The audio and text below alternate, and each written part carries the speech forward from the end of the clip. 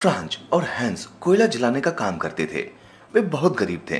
तीनों भाई अपनी माँ के साथ जंगल में एक झोपड़ी में रहते थे। फ्रिट्ज और फ्रांज बहुत स्वार्थी तथा उदंड थे, जबकि हैंस हंसमुख, दयालु एवं मददगार स्वभाव का था। एक रात वे लोग भोजन कर रहे थे, तभी एक शिकारी उनके दरवाजे पर आया। वो बहुत थका हुआ था और भूखा प्यासा था। फ्रिट्ज और फ्रांज ने भोजन करना जारी रखा। उन्होंने अपना खाना बांटने से इनकार कर दिया, लेकिन दयालु तथा मददगार स्वभाव वाले हैंस ने अपनी डबल रोटी और पानी शिकारी को दे दिया। शिकारी ने अपना भोजन समाप्त किया और डबल रोटी के चूरे से एक गोल कंचा बनाया। फिर उसने हैंस को भोजन के लिए धन्यवाद देते हुए कहा, सुनहरे पानी का झरना खोजना जो नीले पहाड़ के उस पार मृत पेड़ों के जंगल में है।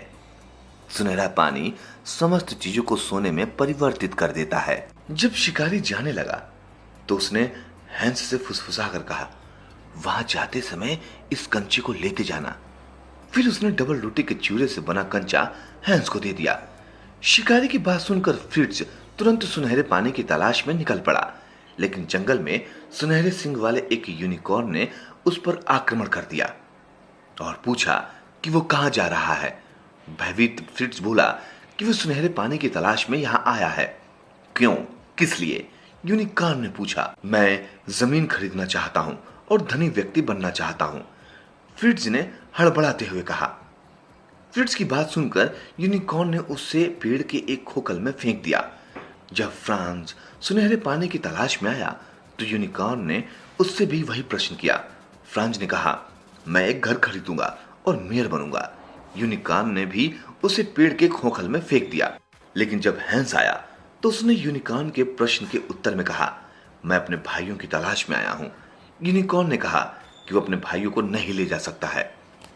तब हैंस ने यूनिकॉर्न से सुनहरे पानी के बारे में पूछा। यूनिकॉर्न ने फिर वही प्रश्न किया।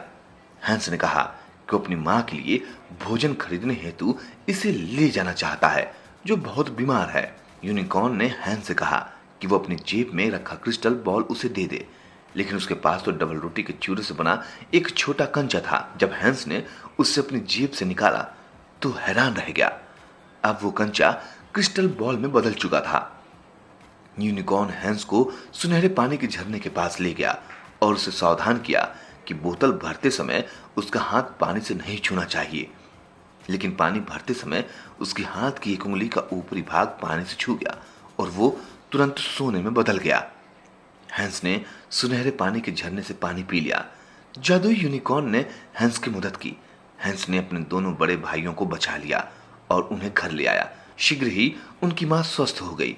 सभी लोग प्रसन्नता के साथ रहने लगे।